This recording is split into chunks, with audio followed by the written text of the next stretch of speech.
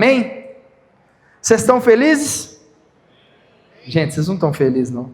Vocês estão felizes? Amém.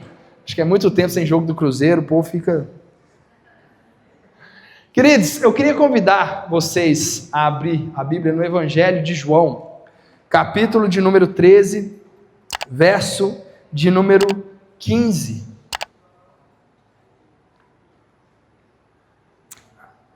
Minha amiga, eu estou na NVI, tá?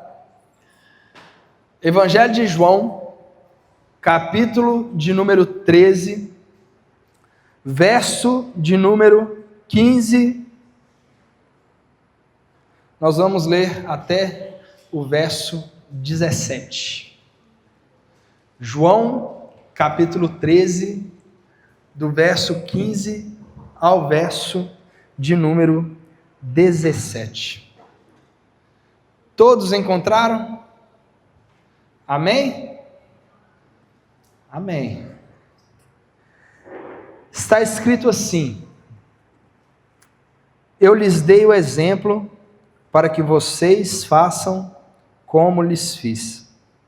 Digo-lhes verdadeiramente que nenhum escravo é maior do que o seu senhor, como também nenhum mensageiro é maior do que aquele que o enviou. Agora que vocês sabem estas coisas, felizes serão se as praticarem.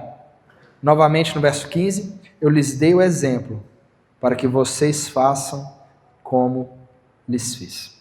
Feche seus olhos, baixe sua cabeça. Jesus, nós queremos te agradecer por mais essa oportunidade que o Senhor nos dá de sermos exortados pela tua palavra. Obrigado pela oportunidade que o Senhor nos dá de sermos animados pela tua palavra. Nós acreditamos que essa palavra é da sua autoria, Deus. E nós acreditamos que ela tem a capacidade de nos tocar por meio do Espírito Santo e de transformar o nosso entendimento, transformar os nossos corações, transformar a nossa vida. Espírito Santo, que o Senhor possa falar conosco nessa noite. É o que nós te pedimos em nome de Jesus. Amém e amém. Queridos, nós estamos aqui diante de uma passagem do evangelista João, onde Jesus ele está tendo um tempo de mesa com os seus discípulos. Jesus está sentado à mesa com seus apóstolos, e Jesus, ele exorta esses homens dizendo: eu lhes dei o exemplo. É como se Jesus estivesse sentado com esses homens depois de 3 anos de caminhada. Próximo passo aqui é ir à cruz, é morrer.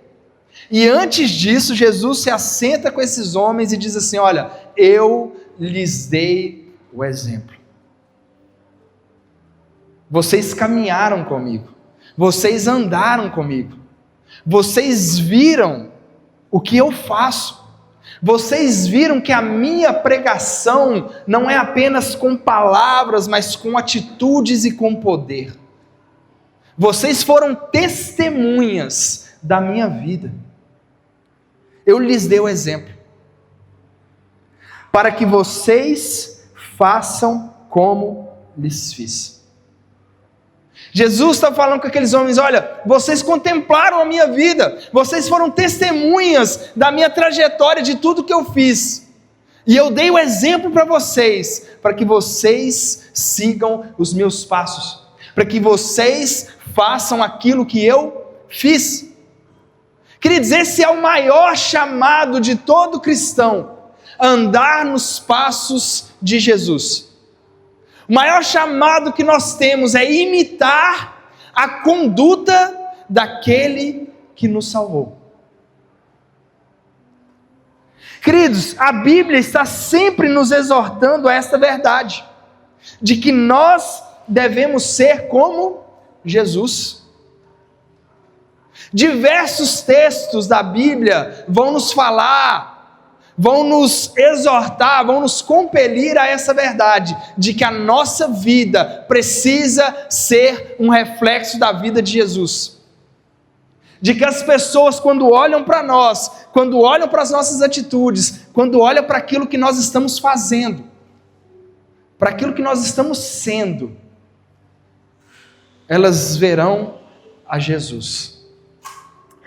Filipenses 2, verso 5, Paulo, escrevendo aos Filipenses, diz: tende em vós o mesmo sentimento que houve também em Cristo Jesus. Em outra tradução, seja a atitude de vocês a mesma de Cristo Jesus. Então olha como a Bíblia ela está sempre nos exortando para que nós tenhamos as mesmas atitudes, para que nós tenhamos as mesmas características. A Bíblia está sempre nos exortando a olhar para Cristo, veja o que Ele fez para que você possa fazer da mesma forma. É isso que Paulo está falando. Tende em vós o mesmo sentimento que havia em Jesus Cristo. Ou seja, nós temos um padrão. Nós temos alguém a ser imitado. É interessante, queridos, que muitas pessoas hoje se enganam dentro da igreja, porque vêm à igreja, olha a média da igreja, olha para as pessoas da igreja e pensa assim: cara, eu estou melhor do que a maioria. Quando eu olho para a igreja, eu olho para a minha própria vida e eu me comparo com a igreja, eu sou crente, eu sou cristão, eu sou devoto, mas a nossa comparação não deve ser com os irmãos, a nossa comparação não deve ser com a média dos irmãos da igreja, a nossa comparação deve ser com Jesus Cristo. Quando você coloca a sua vida ao lado da vida de Jesus, você se parece um cristão ou um perfeito endemoniado? Quando você compara a sua vida com a vida de Cristo, quão perto ou quão longe você está de caminhar como Ele caminhou, de agir como Ele agiu, de ter as mesmas atitudes que Ele teve? Queridos, nós temos alguém a ser imitado, a ser copiado. Eu quis explorar hoje um termo que ficou famoso no Brasil, graças a Deus, por causa de um movimento que começou nas universidades do filho do pastor Josué Gonçalves, Douglas Gonçalves. Ele pegou esse nome, Jesus Cop, e isso tem crescido. E a ideia do que esse nome quer passar e do que o movimento quer passar é que nós precisamos ser cópias de Jesus. Nós precisamos ser cópias de Jesus. Cópia, queridos, é algo extremamente parecido. Quase tão parecido que confunde com o original. Você que é cruzeirense aqui, na certa, provavelmente você não pagou R$400 uma camisa do Cruzeiro. Talvez assim, se você for mais fanático, como a nossa amiga Nath, aí você pagou caro.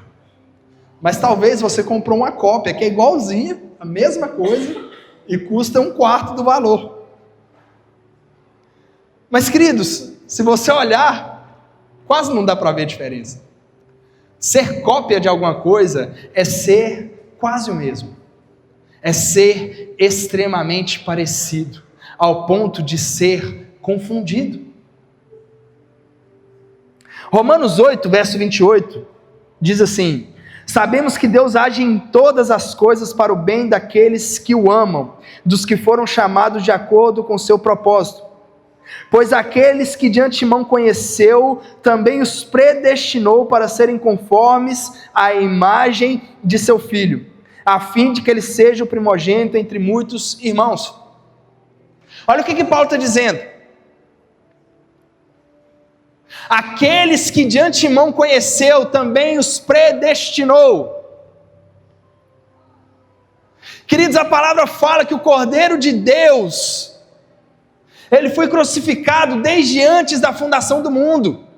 E a palavra também vai dizer dos eleitos de Deus que foram eleitos antes da fundação do mundo. E esses eleitos foram predestinados para quê? Para serem conformes à imagem do seu Filho, para serem conformados, para tomar a forma da imagem de Jesus Cristo. Em Romanos 12, Paulo fala assim, olha, não vos conformeis com o presente século. E aqui no capítulo 8 ele está falando assim, olha, Deus predestinou vocês para serem conformes à imagem do seu Filho, a fim de que ele seja o primogênito entre muitos irmãos. A fim de que ele seja o primogênito entre muitos irmãos. Não sei se você já teve essa experiência de ver irmãos que são muito parecidos quando estão ao lado um do outro. Não são gêmeos, mas são muito parecidos, porque eles carregam o mesmo DNA, eles carregam o mesmo material genético, a fonte dos dois é a mesma. Queridos, hoje Deus está nos chamando a olhar para Jesus, o nosso modelo, o nosso padrão, nosso irmão mais velho.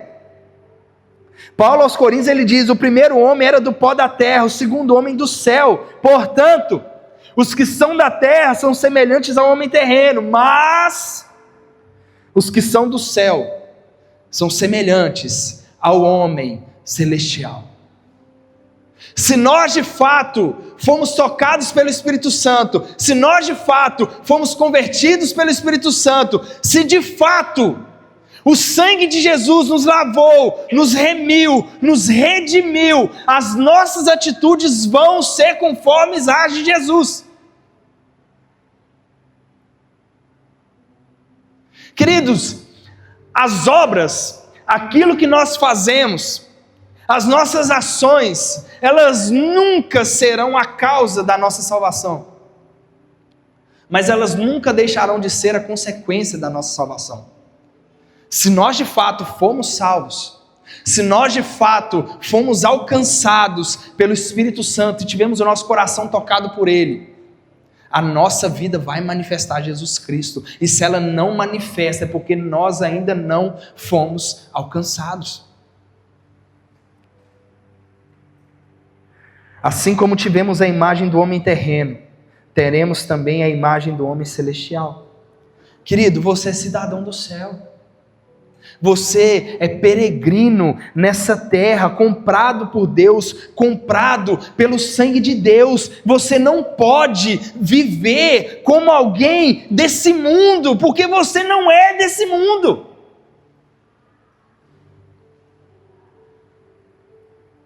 Olha o que Paulo ele diz para Timóteo.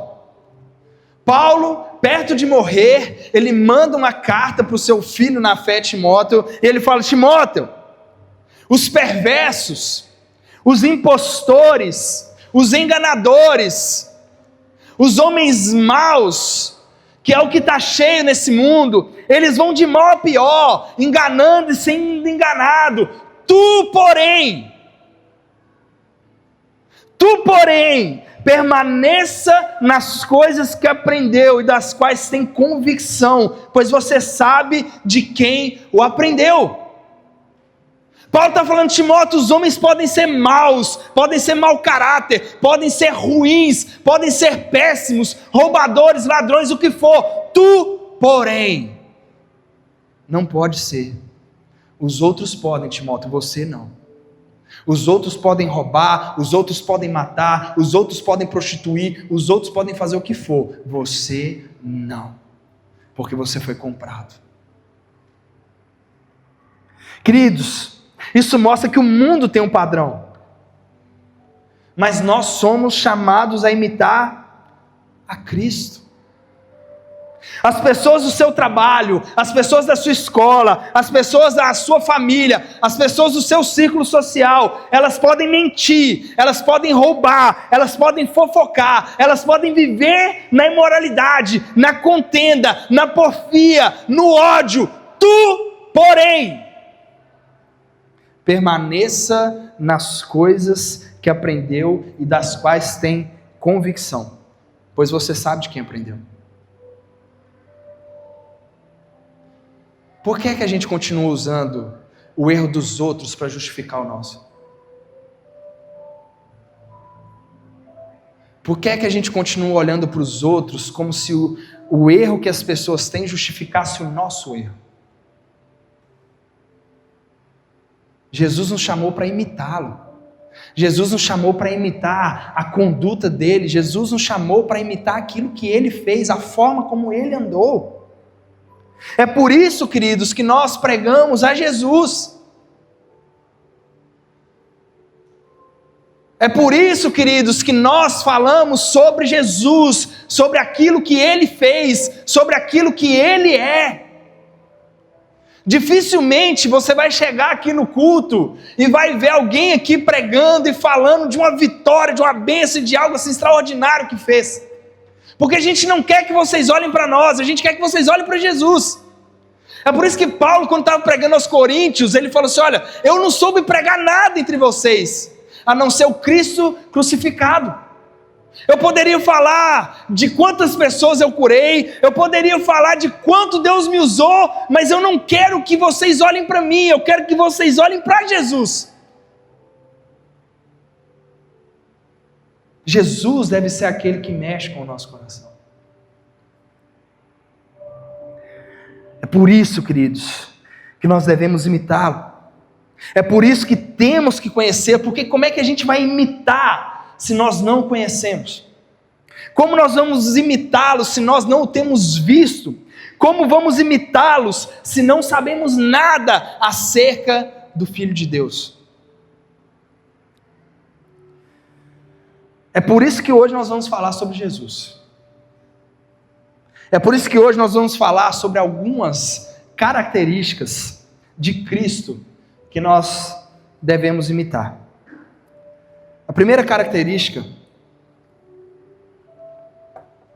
é a compaixão. Jesus era compassivo. Jesus era misericordioso. Mateus 9,36 está escrito assim: ao ver as multidões, teve compaixão delas, porque estavam aflitas e desamparadas, como ovelhas sem pastor. Queridos, Jesus era compassivo. Jesus era extremamente misericordioso. Jesus era alguém que tinha um olhar clínico de amor sobre a vida dos outros. Jesus era alguém que tinha um olhar de misericórdia para com os outros, para com os seus semelhantes. Certa vez Jesus parou perto de um tanque e curou um paralítico que ali estava há quase 40 anos. E é interessante, queridos, que aquele paralítico que ali estava, talvez igual você, ele não tinha sido notado por ninguém, há anos sentado ali naquele lugar. Quando Jesus conversa com ele, ele fala: Jesus, sempre que desce um anjo, eu queria que alguém tivesse aqui comigo para me pôr nas águas, mas eu não tenho ninguém. Alguém que estava sozinho, desamparado, alguém que estava há 40 anos vivendo só. Até que um dia Jesus apareceu naquele tanque, Jesus percebe aquele homem. Jesus, ele tem um olhar de misericórdia. Eu não sei o que você está passando, eu não sei o que você está enfrentando, mas o que eu posso te dar certeza é que Jesus olha para você e Jesus te percebe.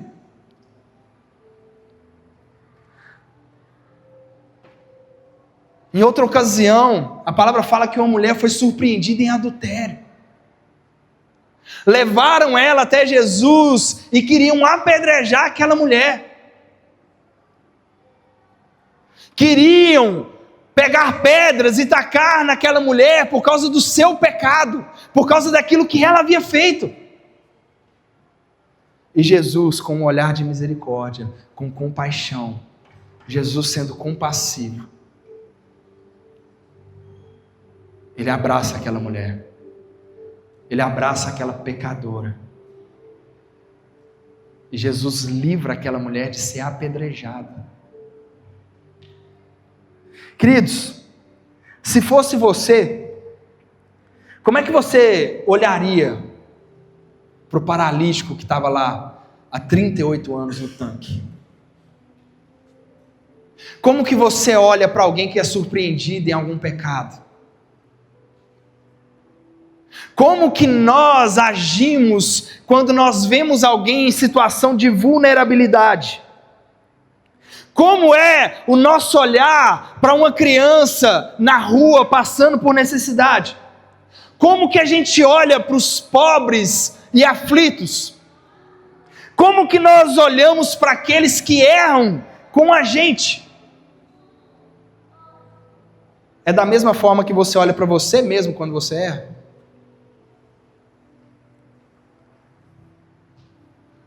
Você tem compaixão dos outros? Você tem misericórdia das pessoas? Quando você vê alguém aflito, desamparado, perdido, isso mexe com o seu coração? Isso mexia com o coração de Jesus. Jesus, quando ele chegava em algum lugar e ele via aquela multidão esperando ele, o coração dele ficava perturbado.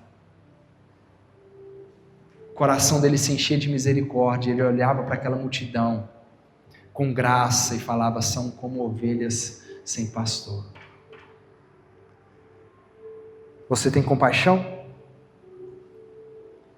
Segundo, Jesus é santo.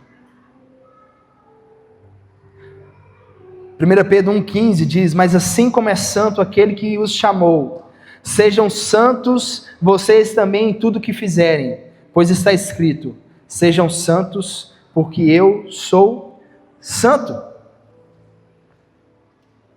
Então Pedro, escrevendo a sua carta, ele diz assim: aquele que chamou vocês, aquele que te chamou pelo nome para caminhar com ele, para andar com ele, que te livrou do seu pecado, que te salvou, que te deu uma nova vida e uma vida em abundância, ele é santo, e assim como ele é santo, ele te chamou para andar em santidade.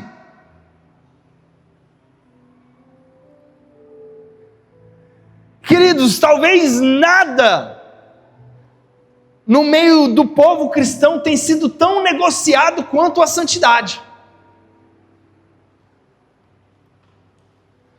Cada vez mais nós vemos casos de escândalos, cada vez mais nós tratamos certos pecados como se fossem normais, como se fosse algo normal, e não é. E nós servimos a um Deus que é santo e que nos chama para ser santos. O escritor aos Hebreus diz: como nós, ele foi tentado em todas as coisas, mas se manteve santo.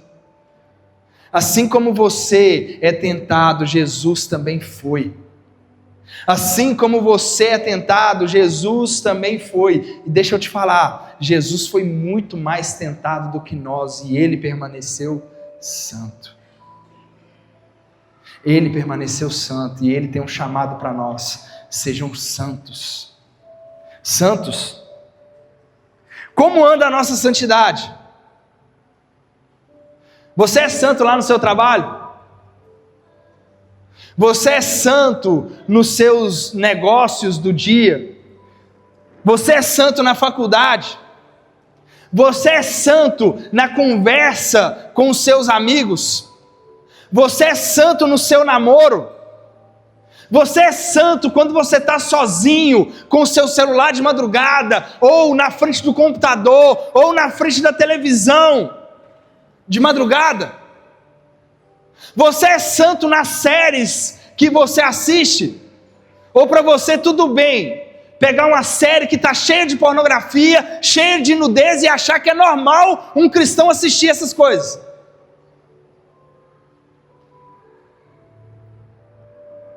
Você é santo com as músicas que você escuta? Sabe, queridos, a santidade ela é algo tão magnífico, é algo tão grande, que nenhum atributo de Deus é tão mencionado como a santidade. A Bíblia ela foi escrita em grego, em hebraico e em aramaico. E nessas línguas, quando você quer dar importância para algo, você usa de repetição. Aqui, quando a gente quer dar importância para uma palavra, a gente coloca em caixa alta, negrito, entre parênteses, letras garrafais. Para os hebreus, para os gregos, quando você quer dar importância, ênfase, você repete. Deus é amor? É. Deus é justiça? É. Deus é fogo consumidor? É. Deus é misericordioso? É. Mas o único atributo de Deus que é dito 3 vezes é santo. Quando o profeta viu o alto e sublime trono, haviam anjos, querubins, serafins ao redor do trono gritando: Santo, Santo, Santo. Em Apocalipse, os 24 anciãos, os 4 seres viventes se dobram a ele e dizem: Santo, Santo, Santo. O nosso Jesus é santo. E esse Jesus nos convida para viver em santidade. Queridos, todos os nossos sentimentos, emoções, a nossa vida, ela precisa passar pelo filtro da santidade. O nosso amor tem que ser santo, o nosso carinho tem que ser santo, o nosso afeto tem que ser santo, as nossas palavras precisam ser santas. Aquilo que você fala precisa ser santo. Será que você tem sido santo, querido?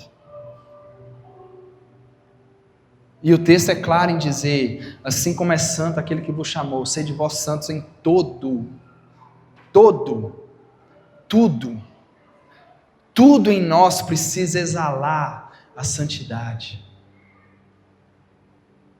E sabe, queridos, a santidade de Jesus, ela é uma santidade que atrai, não é uma santidade que repele. Jesus era santo em todas as suas atitudes. E é interessante que Jesus era santo e as prostitutas ficavam tranquilas de se assentar à mesa com ele. Jesus era totalmente santo e os pecadores ficavam tranquilos em se assentar ao lado de Jesus. Porque não era uma santidade de fariseu. Não era uma santidade que ficava gritada para os outros. Jesus, ele tinha uma vida que condizia. Não eram só palavras. A santidade dele era atraente. A nossa também precisa ser. Terceiro, Jesus era servo. Mateus 20, verso 28 diz: como filho do homem que não veio para ser servido, mas para servir e dar a sua vida em resgate de muitos. Jesus disse isso em um contexto de mesa. Queridos, Jesus era servo. E não somente servo. Jesus era muito mais do que um servo. Era um servo sofredor. Era um servo que fez a opção por ser servo. Não era alguém que estava sendo obrigado a servir, foi alguém que escolheu servir. Querido, Jesus na ceia, ele estava falando aos seus apóstolos, e aqueles homens discutindo quem era o maior, o mais importante, o mais graduado, quem que ia receber todo esse poder quando Jesus não estivesse mais entre eles. A palavra fala, queridos, que Jesus, diante dos seus apóstolos, ele se levanta da mesa, ele tira a sua capa, ele pega um balde, uma toalha, e ele vai lavar os pés dos seus apóstolos.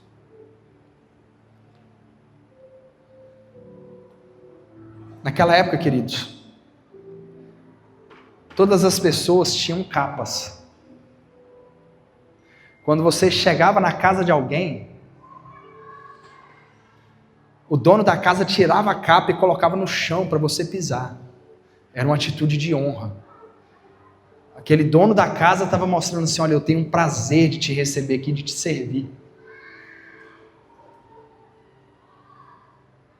Sabe quem não tinha capa? Os servos, os serviçais, aqueles que estavam servindo.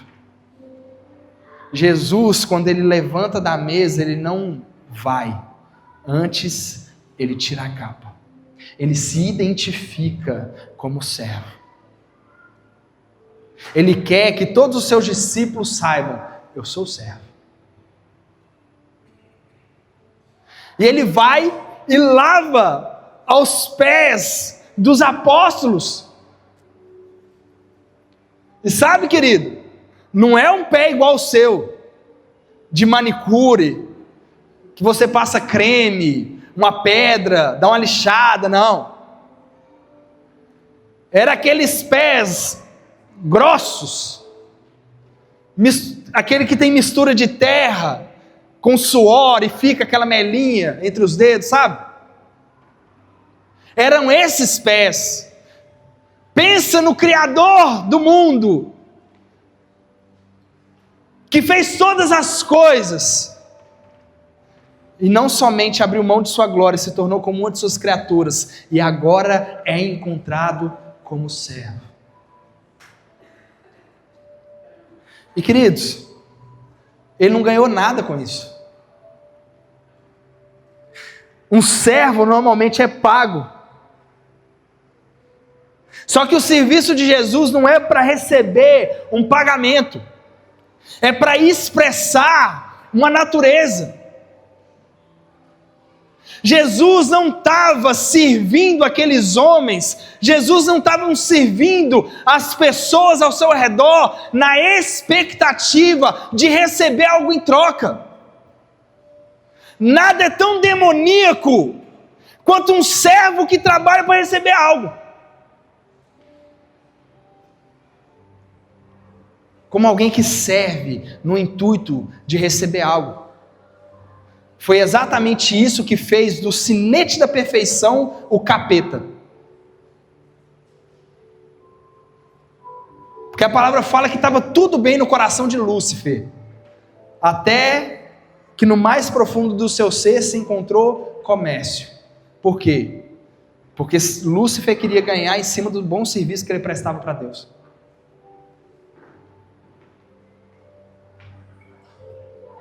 Queridos, qual que é a nossa disposição para servir? Como que você tem servido aos irmãos? Como que você tem servido na sua casa, no seu casamento, no seu trabalho? Como que você tem servido aos seus inimigos? Porque talvez você pense assim: Gui, eu tenho disposição para servir, mas se for alguém que eu não gosto, eu não sou obrigado. Jesus lavou o pé de alguém que iria vendê-lo meia hora mais tarde por 30 moedas de prata. A gente não tem desculpa. Nós somos chamados a servir a todos. E não só isso. A pergunta não é só se você tem servido. É qual é a motivação por trás do seu serviço. Você quer ficar famoso? Você quer ficar conhecido? Você quer receber uma recompensa? Ou você quer honrar a Deus com aquilo que você está fazendo? Sabe por quê? Se você quiser servir de forma genuína, muito provavelmente você não vai ser visto, você não vai ser lembrado, as pessoas não vão nem saber. Muitas vezes dentro de uma igreja, o que parece ser importante é aquilo que tem mais estética, é aquilo que é mais visual. É por isso que as pessoas amam participar da equipe de louvor, é por isso que as pessoas se matam por causa de um microfone. Mas, queridos, num corpo humano, os órgãos vitais, eles não são vistos. A Bíblia compara a igreja a um corpo, e num corpo, os órgãos mais importantes, eles não são vistos. Você olha para mim e você consegue perceber as minhas mãos, os meus pés, os meus olhos, a minha cabeça, mas você não vê o meu coração, você não vê o meu pulmão, você não vê o meu rim, você não vê o meu fígado. Esses órgãos são vitais. Eu louvo a Deus, queridos, porque nessa casa nós temos muitos e muitos servos. E eu queria aqui fazer um agradecimento público àqueles que estiveram aqui ontem, ajudando no culto das crianças, que possibilitaram as crianças a ter uma tarde maravilhosa. São servos. Não ganharam nada para estar aqui. E deram tudo. Não prometeram nada e entregaram tudo. Foi maravilhosa a festa.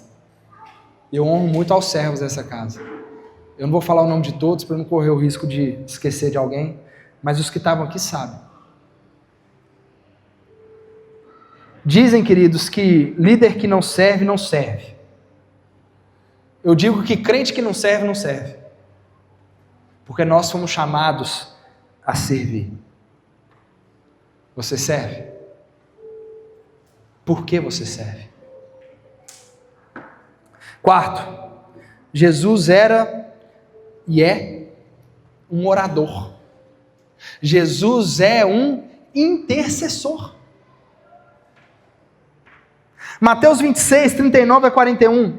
Indo um pouco mais adiante, prostrou-se com o rosto em terra e orou: meu Pai, se for possível, afasta de mim este cálice, contudo, não seja como eu quero, mas sim como tu queres. Então voltou aos seus discípulos e os encontrou dormindo. Vocês não puderam vigiar comigo nem por 1 hora? Perguntou ele a Pedro. Vigiem e orem, para que não caia em tentação. O espírito está pronto, mas a carne é fraca. Queridos, Jesus era um intercessor.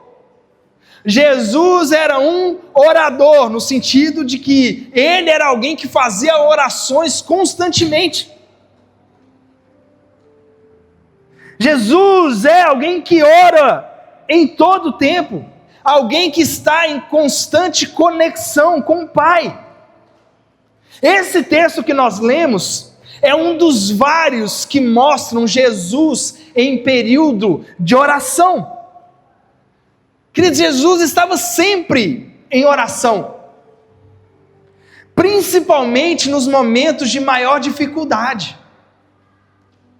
Jesus encarnou de fato essa verdade: orar sem cessar, orar em todo tempo, em todo momento, e principalmente nos momentos mais difíceis, principalmente nos momentos mais duros, Jesus estava em oração. Quando João Batista, o seu primo, morreu, é a primeira vez que a Bíblia registra Jesus se retirando para orar. Antes de escolher os 12 apóstolos, a palavra fala que Jesus passou a noite em oração. Antes de andar sobre as águas, onde que Jesus estava? No monte, orando. Aqui no Getsêmani, o momento tenso de angústia, antes da cruz, e para onde que Jesus vai? Para um jardim, estar em oração. Queridos, eu fico impressionado como nós conseguimos ser cristãos sem orar. Eu fico impressionado como a gente tem a pachorra de dizer que é crente e não tem momentos de oração e relacionamento com o nosso Senhor. É triste, queridos, que talvez o culto mais importante que a gente tem na igreja é também o mais vazio. Nós temos sala de oração dia de terça-feira e as pessoas não vêm. Nós temos culto de intercessão na quinta-feira de manhã e as pessoas não vêm. E quando a casa cai, o filho passa mal, quando tudo dá ruim, aí as pessoas querem ir para os pés de Jesus para orar. Quando podia orar, não estava orando, não estava buscando, não estava procurando. Aí precisa da casa cair e tudo desandar, para que eu possa me ajoelhar, me prostrar diante do Senhor e falar com o meu Pai. Talvez, queridos, não é à toa que a sua vida está ruim, que a sua vida está assim, toda atrapalhada. Talvez é um sinal de Deus para você, de que você está longe dele, de que ele te quer mais perto dele. A Bíblia fala, e nós lemos aqui, que tudo coopera para o bem daqueles que amam a Deus. Tudo é tudo, até o dia mau. Quantas vezes nós estávamos longe, afastados, e o Senhor veio e nos chacoalhou, para que a gente tomasse vergonha na cara. Querido, não dá para ser crente sem orar.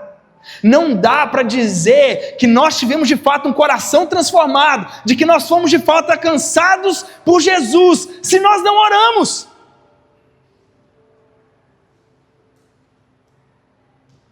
Como que nós dizemos que fomos alcançados por um Deus que a gente não se relaciona com Ele?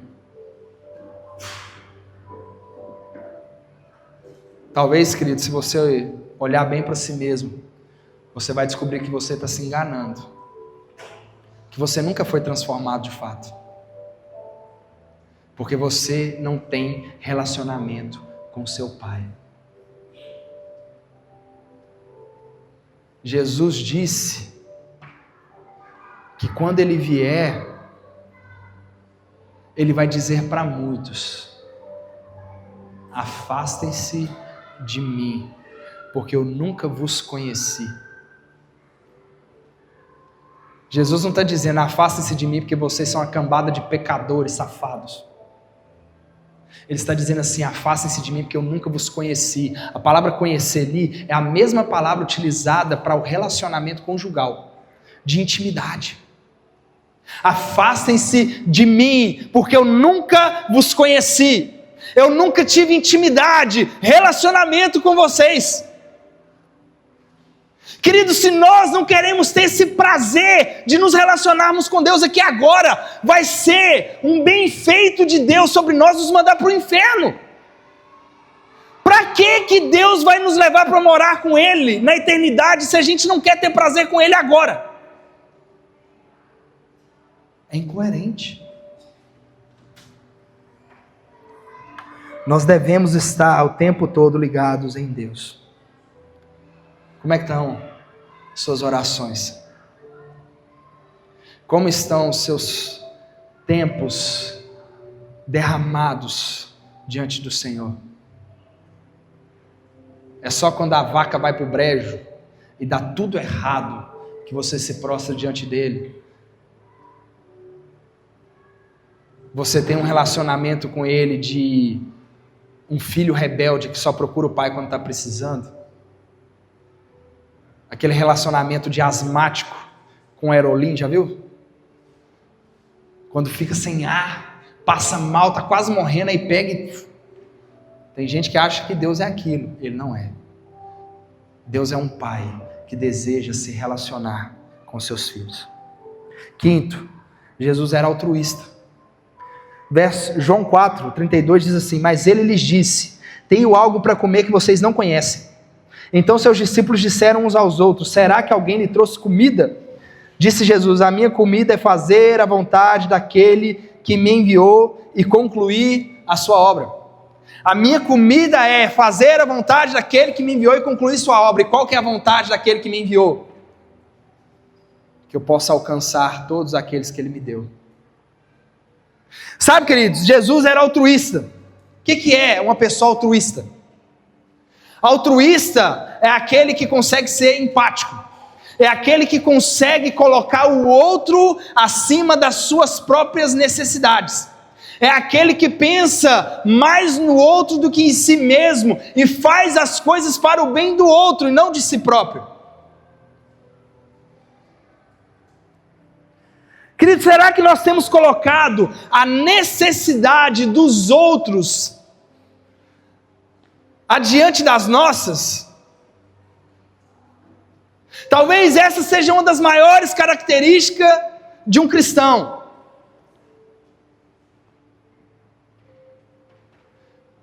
O amor é isso. É quando você dá para o outro aquilo que ele precisa e não o que você quer. Isso é sinal de maturidade. É quando você faz aquilo que é preciso e não aquilo que é mais confortável. Será que nós temos colocado a necessidade dos outros antes da nossa? Você que é esposa aqui dentro, será que você tem colocado as necessidades do seu marido antes das suas próprias? Você que é marido, será que você tem colocado as necessidades da sua esposa antes das suas?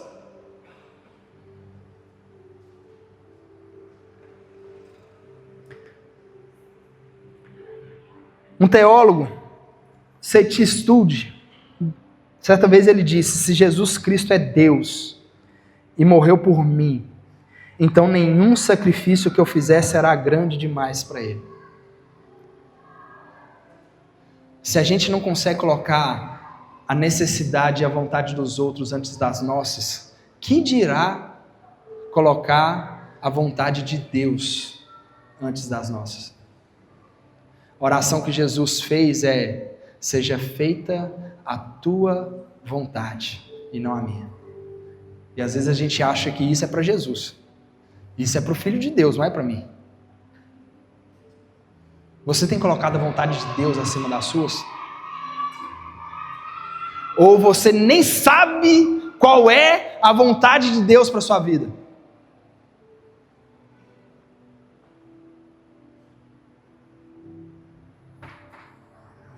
Sabe, queridos, quanto do seu tempo, do seu dia, da sua vida é gasta em função do outro e não de você mesmo?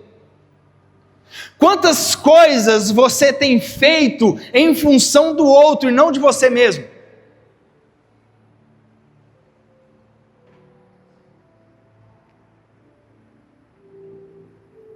Porque, queridos, a vida de Jesus, Ele gastou inteira por mim e por você. Ele não reteve nada para Ele. Ele derramou a vida dele inteira por mim e por você. Se hoje você tem vida, se hoje você foi salvo do inferno, se hoje você não está condenado a viver uma vida medíocre, a viver uma vida miserável e desgraçada, foi porque Jesus decidiu abrir mão da vida dele para que você tivesse vida. E o que Jesus pede é: faça a mesma coisa pelo outro. Assim como eu fiz, faça também pelo outro. Esse é um chamado de Jesus a nós. Jesus está gritando: façam pelos outros o que eu fiz por vocês. Queridos, quando você faz ao seu próximo, você faz a Jesus. Jesus diz: o que fizerem a algum destes, por menor que seja, estará fazendo a mim. Você já visitou alguém no hospital e orou com essa pessoa? Você estava fazendo a Jesus. Você já alimentou uma criança na rua que estava passando fome? Você estava fazendo para Jesus. Você já veio num culto Kids e serviu as crianças desse culto? Você estava fazendo para Jesus. Você já deu água para alguém que estava com sede? Fez para Jesus. Já alimentou alguém que estava faminto? Fez para Jesus.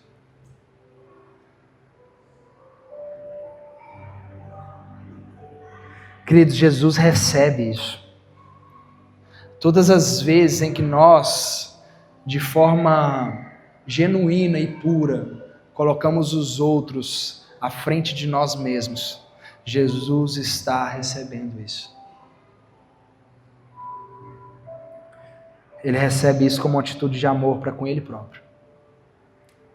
Sexto e último, Jesus era perdoador. Uma das características mais difíceis de imitar de Jesus é que Jesus era perdoador. E muitas vezes a gente tem dificuldade de imitar porque a gente não entende o poder do perdão. Na oração que Jesus nos ensinou a fazer, aquela que a gente faz com bastante frequência, ou deveríamos fazer com bastante frequência, Jesus diz assim: Pai, perdoa os nossos pecados. Como?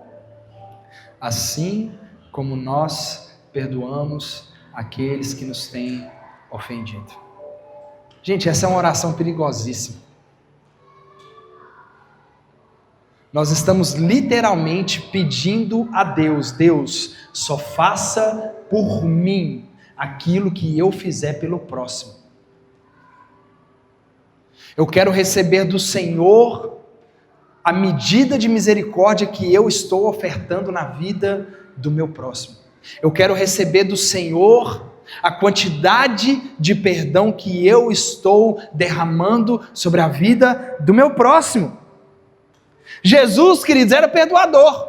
Jesus era alguém que não guardava mágoa, que não ressentia. Talvez você está aqui ouvindo eu falar e está pensando: Guilherme, é porque você não sabe o que a pessoa me fez. Querido, primeiro, você não é a última bolacha do pacote. Você já errou com um monte de gente. Nossa vida não é feita só de pessoas que erraram conosco. Nós também erramos com um monte de gente. Segundo, você não faz ideia do que Jesus passou. Porque quando alguém trai a nossa confiança, a gente é porqueira. Você, eu e todos nós somos pecadores. Jesus era santo. Jesus foi traído pesadamente por 2 dos seus melhores amigos. 2 daqueles que sentavam à mesa com ele, comiam do prato dele. Um negou. E o outro, o Judas,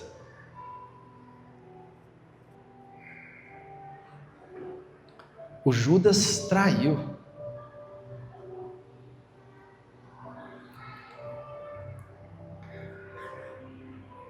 Querido, Jesus era alguém que não guardava mágoa. Jesus, ele conta uma parábola para comparar o perdão dele com o perdão que nós damos a alguém. E ele fala: olha, existia um servo que devia a um rei 10 trilhões de dólares. Se for contar em dinheiro, daria 150 vidas. E esse servo chegou para esse rei e diz: olha, tenha compaixão de mim, tenha misericórdia de mim. E esse rei pagou a dívida desse servo. E na parábola de Jesus, esse servo achou um conservo que devia para ele 4.000 reais. E esse conservo prostrou-se diante desse servo e falou: tem misericórdia de mim, e eu vou te pagar. E a palavra fala que esse servo intransigente, mau, ele pegou o seu conservo e prendeu, por causa de uma dívida pequenininha. Diante dessa situação, o rei chamou esse servo que ele havia perdoado e falou assim: como assim? Te perdoei uma dívida de 150 vidas, impagável, e você não pôde fazer o mesmo para algo infinitamente menor? Sabe o que Jesus estava falando ali? Como diz um ditado nosso, para quem quer ler um pinga letra, Jesus estava falando assim: você que tem problema com perdão, eu perdoei você de algo impagável. Eu derramei meu sangue por você e te perdoei de algo que não havia jeito. Eu dei minha vida por você. E você está se negando a perdoar algo infinitamente menor.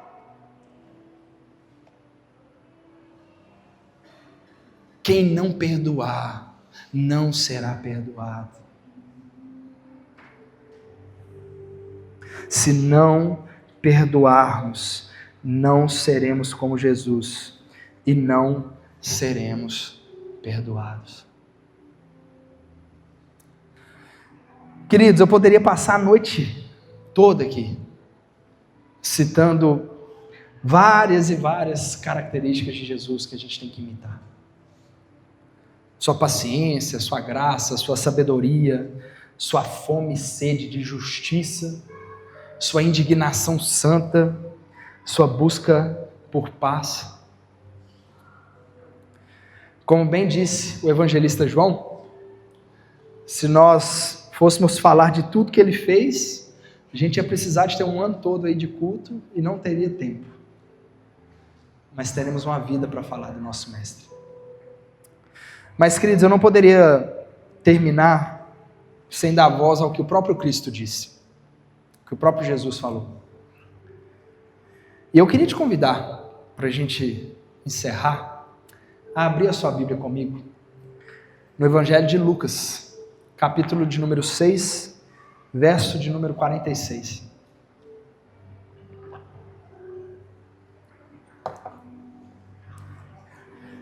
És mais que tudo que eu sou. Lucas, capítulo 6, verso de número 46. Se o pessoal do louvor quiser subir, para parecer que está acabando, pode ficar à vontade, tá? Agora sou teu e tu és meu. Lucas 6, verso 46 ao 49, está escrito assim: por que vocês me chamam Senhor, Senhor, e não fazem o que eu digo? Eu lhes mostrarei a que se compara aquele que vem a mim, ouve as minhas palavras e as pratica.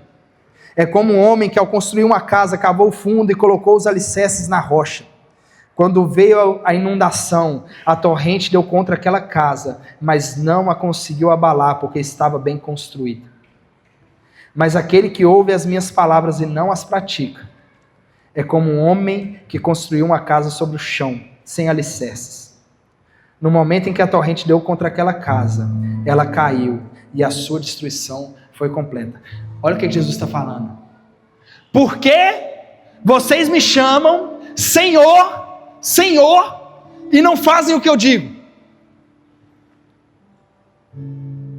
Por que vocês vêm para o templo e ficam cantando e louvando e exaltando o nome do Senhor, mas não fazem aquilo que Ele mandou fazer, não agem do jeito que Ele ensinou que devemos agir?